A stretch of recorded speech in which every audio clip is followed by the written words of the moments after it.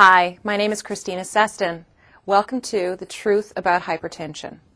Hypertension is a very dangerous disease with fatal consequences. This show contains important information for those people with hypertension and those who are concerned about hypertension. My guest today on the show is Dr. Young-Soo Kim. Dr. Kim has been a regular guest on this series of shows with me. Dr. Kim is from MIT, and he operates one of the most successful biomedical companies in North America. Welcome, Dr. Kim. Thank you. So I understand, Dr. Kim, that the last show we did together, The Truth About Diabetes, has been an incredible success. So congratulations again. Thanks to you. I think it was quite timely. The diabetes was becoming a global epidemic, and it was quite timely that we did that educational program. Absolutely. Yeah, I understand it's been broadcast in China. Is that a correct? few times over the national TV Excellent. network, and translated into a few countries' languages. Wonderful. That's great. Congratulations. Thank you. And so today, Dr. Kim, you're back to talk about another very serious disease. Hypertension. Hypertension. High blood pressure. Yeah. So can you tell us just a little bit about the dangers of hypertension? It's more prevalent than diabetes. So more common. Yeah, just in the States, 50 million people have it. But 30% of them are undiagnosed. So it's quite prevalent and dangerous disease. Right, and so that's quite a high number, 30% undiagnosed. Why? Why are they undiagnosed? Because it doesn't have a symptom unless it becomes really, really serious.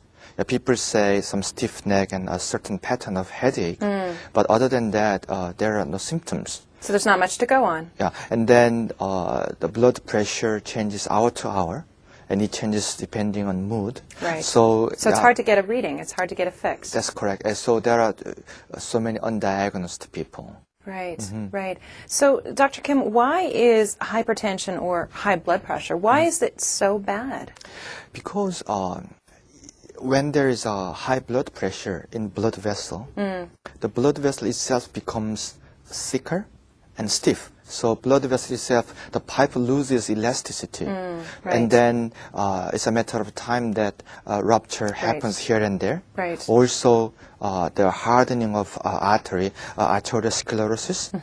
And then once this happens, bad cholesterols and fats get accumulated in the pipe. Right, so there's less, it's more constricted, less flow. That's correct. And then therefore, sometimes it blocks the supply of oxygen to key organs like heart. The heart, yeah. And then once there is an insufficient supply of oxygen, the muscles of heart grows thicker. Right. And it gets damaged permanently. Right. Then it's a matter of time that a person has a heart attack. Yeah. Right. It's very serious. And stroke. Right. Stroke is an important concern as well. Basically, heart failure is the number one cause of death in America. Right. Yes. And stroke is number 3. Right. And it is known that 13% of all deaths globally happens due to hypertension. 13% of all deaths globally are happens, somehow connected with hypertension. Yeah, directly connected. Directly connected. Yeah. So it's the number one killer. Right. And then other diseases such as kidney failure, 25% of all kidney failure comes from hypertension. So that's extremely high. But this is number one killer. Yeah. So, Dr. Kim, traditional treatments, how do we normally approach something like hypertension? Basically, once you are diagnosed, doctors tell you that you have to be on this prescription drug for the rest of your life. Wow. And then there are a few varieties of this prescription drug. And then, for example, diuretics, which is basically stimulation of urination. Right. So the liquid of the body just is lessened. Right. Yeah. And then we have beta blockers. Heard of beta blockers. And then we have vasodilators. Vasodilators? Yes. Yes. Yeah. Let's not worry about these technical terms. Right. Yeah. But there are a few varieties of this. So these are classes of pharmaceutical drugs. Yeah, it comes under different brand names. Right. Yes. Right. Yes. Yeah. And then they usually recommend those pharmaceutical drugs, and they usually recommend low sodium diets. Right. Right. So you said that you're on these drugs forever. That's what they recommend. That must be extremely frustrating to hear as a correct. patient who's diagnosed with hypertension. That's correct. Now, what about increasing the dosages? Is that something that happens over time? Yeah. They usually increase the dosage and in variety. So at first, patients have one drug only, and then 2 drugs, 3 drugs. The problem is that all these drugs are quite bad in side effects.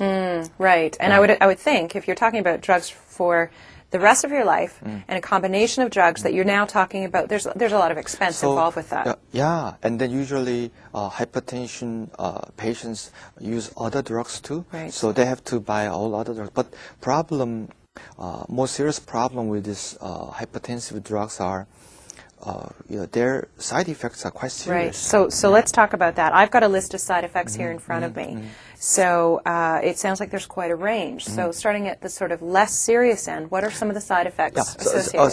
Some less serious side effect I can mention hair growth. Hair growth. Yeah. So hair growth, for people like me, it may be a good news, but problem with the hair growth with hypertension drug is the hair growth in not so desirable places, arms, chest, back, face. Right. So cosmetically is not too really appealing. Yeah. So anyhow, that's one of the not so serious side effects of these drugs. Right. But there are many other more serious side effects, yes. Right. So I have down here that you can feel weak and dizzy on these drugs, fainting spells, poor circulation, gout, breathing difficulties. For breathing difficulties, this is fatal, sometimes fatal for asthma patients. It must absolutely create such a negative situation. So you should be really careful. Once a person has an hypertension and asthma together, you should be really careful. Right, right, absolutely. So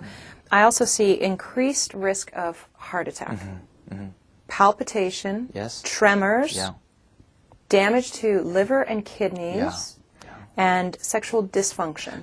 Sexual dysfunction due to this hypertension drug is very serious. So a person has hypertension for a while, and diabetes, which is very common. And then if they use hypertensive drugs, most of them, almost 100% of them have sexual dysfunction. Yes. Right. Yeah. Right. And so bringing something like Viagra into the mix. Even worse. Even worse. Yeah. Right. So it sounds, Dr. Kim, when you list all those side effects, it makes me wonder if the benefits are outweighing the side effects or vice versa. Yeah, that's the consensus of this medical circle. The most patients stay hypertensive even with these drugs, and then the long-term benefit is a lot less and fewer than this side effect. So they remain hypertensive even after they're on these prescription drugs. That's correct. And in the long run, it sounds like the side effects outweigh the benefits. And then what makes the situation even worse is recently we found that the many hypertension drug causes and triggers diabetes. So then these drugs actually are found to be the causes of diabetes. So some of these, you're telling me some of these prescription drugs are actually causing diabetes? Yes, and then makes the diabetes treatment very difficult. Sounds like it absolutely creates chaos. Yeah, so of those classes of drugs we mentioned, especially diuretics and beta blockers, those two are very, very dangerous drugs for diabetes patients, or they cause diabetes. So they are very bad. Absolutely. And I've also heard that if you're taking other different types of medications for, say, arthritis, that taking hypertension medication can create some serious problems. Hypertension drugs are known to have many adverse interactions with the other drugs. Right. Yeah, and then it increases the toxicity of other drugs too. Right. Penicillin. Yeah. Penicillin and such antibiotics. Yeah. Exactly. So hypertension drugs, doctors are not happy to prescribe. Right. So, Dr. Kim, I mean, this all sounds extremely bleak for someone who's just been diagnosed with hypertension. That's correct, but today I came here to share with you some great news.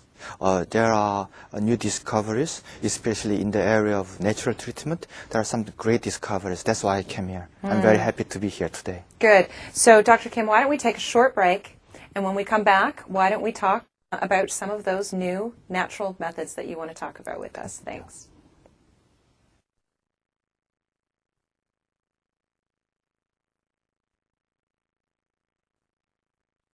Welcome back. Dr. Kim, before the break we were talking about some of the natural remedies that you're here to talk to us about, but I think before we get into that, what exactly is hypertension?